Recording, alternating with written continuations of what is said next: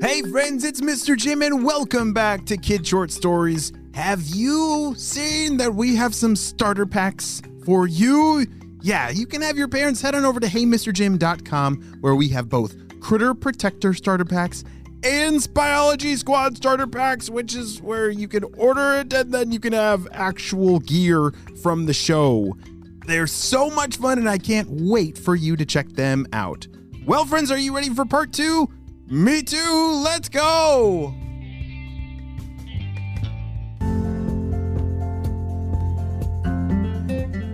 There they were, Bruce May, George, and their nanny, Miss Olivia, all standing in the front yard. They all had this same look on their face, a look of excitement and confusion. Bruce May and George both couldn't believe it that this whole time they didn't know that their nanny, Miss Olivia, was on the spy team, and Miss Olivia was confused because, George, why are you soaking wet? She asked. Well, I was running up the stairs with 2 cups of water, and then all of a sudden Bruce May shouted out, "Asteroid!" and I spilled it all over myself. You thought I was an asteroid, Bruce May? Asked Miss Olivia. Why in the world would you think I'm an asteroid?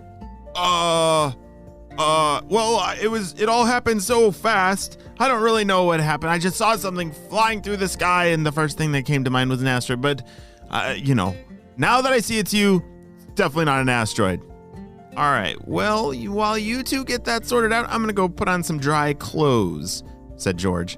Yeah, you should probably hurry, said Miss Olivia, because we got to get to the moon, like, right now. George changed his clothes as fast as possible, and the 3 of them blasted off. It's pretty cool to have a nanny that has a jetpack and is on the spy team, am I right? Oh, that's so awesome.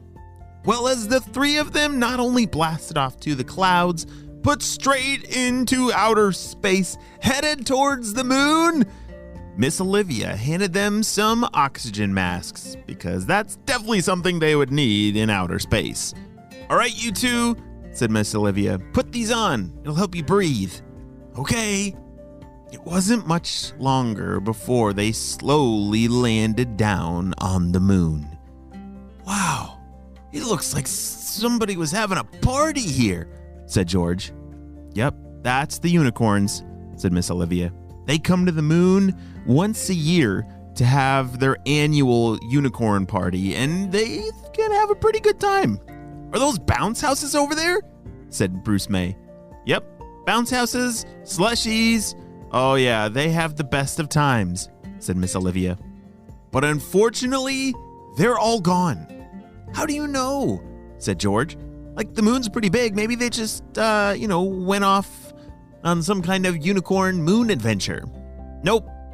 Check out this video feed that HQ sent over. The video that Miss Olivia started showing them was very conclusive, which means it was very obvious what happened. Is that the purple blimp? Asked Bruce May. And wait a second. It looks like it's got a vacuum cleaner hose. What? They were both in shock as they watched the video. The purple stinky blimp lab had some kind of vacuum hose attachment sticking out of it, and it just sucked up all the unicorns from the moon. Miss Olivia, I think we're too late, said Bruce May. They're all gone and sucked up and in the hands of Dr. Stinky Breath. Oh, it's definitely not too late. We just have to act fast, said Miss Olivia. You see, I came across the blueprints of the Stinky Blimp Lab, and check this out.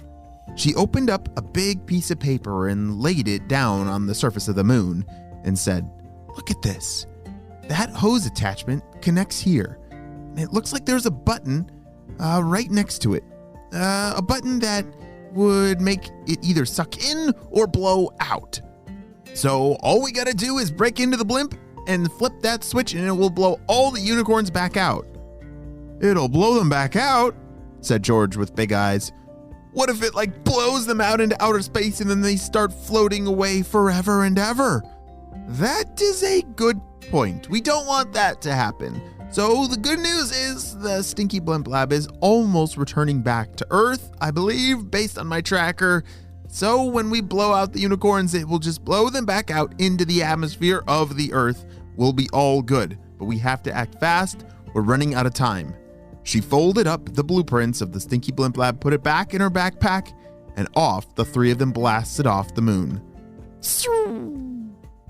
I can't believe we went to the moon and I didn't even get to check it out, said Bruce May. I wanted to grab a moon rock. Oh, man. Well, you'll have to do that the next time you go, said George. The next time? Who knows if there's gonna be a next time for me to go to the moon? If you went to the moon, what would you want to do? I would definitely want to grab a moon rock. I'm with Bruce May. I think that's a good point. Well, as the three of them were flying back towards planet Earth and re-entering the atmosphere, they could see it.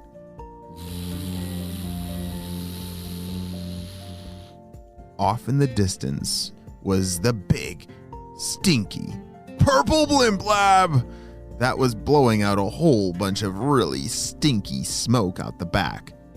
Ugh, it smells so nasty, said George. All right. Based on the design I saw in the blueprints, there's a secret entrance in the vent over on the back right side of the blimp. Come on! Miss Olivia led the way as Bruce May and George followed closely behind. Ow! Oh! George, you were supposed to stop before we crashed into the blimp, said Bruce May. Ow! Oof! You don't think they heard that, did you? Miss Olivia put one finger over her mouth and motioned them to be silent.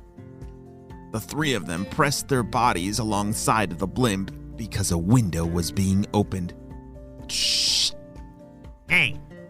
Yeah, I don't see anything out here. I definitely heard something. Maybe it was just another bird flying into the blimp. Steve, I don't think there's any birds up here. We're really high up. I don't know. Something's fishy here. Come on, close the door. We gotta get this blimp over to that island so we can lock up those unicorns forever. The boss is gonna be so happy. I know, Steve. Shh. The window closed and the three of them realized that they were running out of time. All right, fast. One of you gotta squeeze through that vent over there. I'll go, said Bruce May.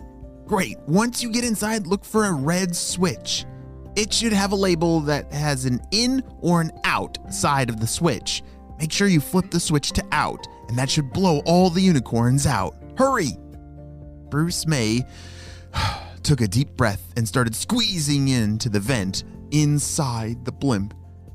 Miss Olivia and George were anxiously awaiting outside, hoping that it would work, when all of a sudden they heard it.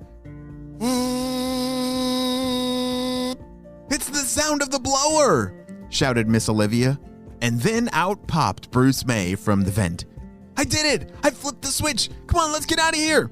The three of them jumped off the blimp and zoomed away in their jetpacks.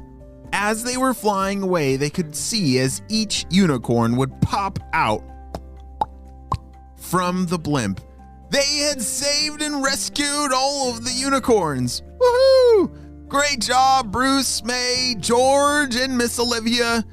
Wow, I cannot imagine a world without any unicorns, and I'm so glad that they were able to save these adorable little unicorns from that very stinky blimp lab.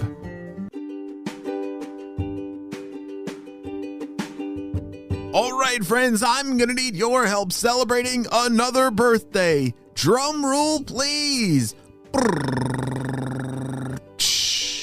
Happy birthday, Claire! Woo! Who's turning 6 years old, and wow, they live overseas as a military family. Claire loves sea animals. Oh, me too. I bet you are a critter protector just like me, and Claire is a master at the monkey bars. What? Holy smokes, that's so amazing. Well, happy birthday, Claire. I hope you have the best birthday ever. And friends, if you want to celebrate your birthday on the show, head on over to heymrjim.com with your parents and you will learn all that information. But you know what time it is? It's time for Kid Shoutouts.